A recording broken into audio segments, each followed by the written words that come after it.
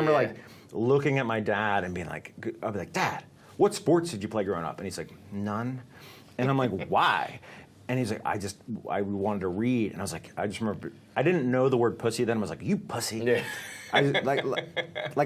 Everything he did, I rebelled against. Because Right. like on Saturday, it was like, what do you want to do? I was like, bro, I want to go to the soccer field or the baseball field or Toys R Us. He was like, what about Barnes and Noble? Yeah, you're like, fuck you. And he'd be like, you can buy anything you want at Barnes and Noble. It was like very much like my dad trying to engineer a liberal arts major into me. Got it. But I just rebelled against it. But like it turned out they were the coolest cats ever and gave me a ton of freedom. And when I was 14, as I was saying, like.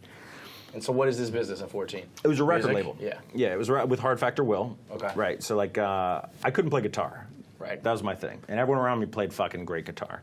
And I just tried. I have like a graveyard of instruments that I've tried to play. It just doesn't work. So I ended up just sitting around. And like PFT started playing shows, and I was just sitting there like, what am I going to do? You just tried. I was like, oh, I'll book the fucking shows. Right. And then I got super obsessed with record labels. I got into the punk rock scene and the ska music scene. And my freshman year of high school sucked. It was fucking terrible. And my sophomore year, I was just like miserable. And I was like, Dad, can I just take the year off? In high school. I want to start this business. I want to start a record label. Shit. And he was like, okay, is this something you seriously want to do? That's crazy. So you're 14, you're 15 in sophomore year? I was young for my age, so 14. Okay, 14 years old. That's a big request for a 14-year-old. Like, I mean, 99.9999% of families' fathers say, no, dude. Perhaps. You finish school or you do it on the side. It's, you know, it's a little hobby of yours. You're not serious about it. Right. And for my brother and my sister, that's what they did. They're older? Yeah, my brother and my sister are older. Are you the youngest? Yeah, Yeah. They're doctors and they're lawyers. But for me, it was like, my dad was like, this is great. my dad was like, no, man, go for it. Like, he loaned me $1,000, and I got correspondence classes, and I took sophomore year off. I mean, again, sophomore year college, sure. High school. Sophomore year high school is like, so you know, you wake up in the morning and you do what? When every other kid's hitting the bus. Take an Adderall, sneak a cig in the side yard, do my University of Nebraska correspondence classes, and then, dude, like, the world opened up to me in music. So, like, I love film. I've been a filmmaker my whole life.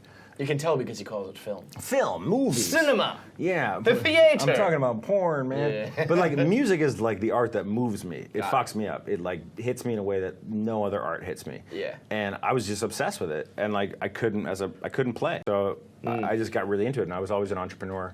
You know, like when I was in 5th, 6th grade, I started selling pornography. Like that was my first business. Really? Like, I see $1, I'm going after it. What our friend Za was in Africa bootlegging porn DVDs from America. He had the hookup. I think his brother was in America, would like send porn DVDs back home to the village in Africa, and he would sell it. And he funded his whole life that way. That's big time. Big time. You are like, there's business here. There's coin. There's honest coin money to be made. I never chased the money. It's all for the love of the entrepreneurial spirit. Yeah, bro. Like when I came across the Playboy Celebrity Edition, it was all pictorials, no articles. Right. It was a fucking dream. And then when Jerry Springer's Too Hot for TV came out, and I got a dub of that, bro. God, Girls Gone Wild, all those things. I was on fire. Yeah. I was on fucking fire. And you're like the go-to guy at this point. People know, the school knows. Like if you hear a rumor from somebody else that there's Jerry Springer, it's like you never hear the rumor, Kevin, because if I gave it to you, I gave it to you with an alibi. Which is, if your mother finds it, where the fuck did you get it? I found it in the woods. Found it in the woods. I found it. There was one time we got caught drinking.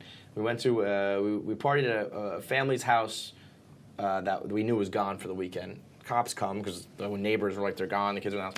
Anyway, we get caught, and my buddy's mom said, where'd you get the beer? Because we were young. And we said we found it on the side of the road. Classic. It was a 30-pack. Believable. And she said, okay, all right. Yeah. And at that, I think, you know, obviously, it's funny when you think you're getting away with when you're a kid. You're like, they didn't know I was high. And then it's like, yeah, they always know that you're high. We were like, oh yeah, she totally believed it. She probably was just like, you fucking idiots, whatever. But yeah, so you had the alibi, you had the business mind, you're slinging pictorials. Right, anyway, so yeah, that was my entrepreneur shit. So then I got in the record label business, and bro, the world opened up to me. It was super cool. Like the music scene in DC was fantastic. But again, we're talking like 14, 15, 16 years old? Bro, Like, are you getting into like clubs and gigs? Absolutely. As a young teenager, people taking you seriously? Or 100%. People are like, oh, that kid's here again. Let him just hang out in the back. I was massively surprised.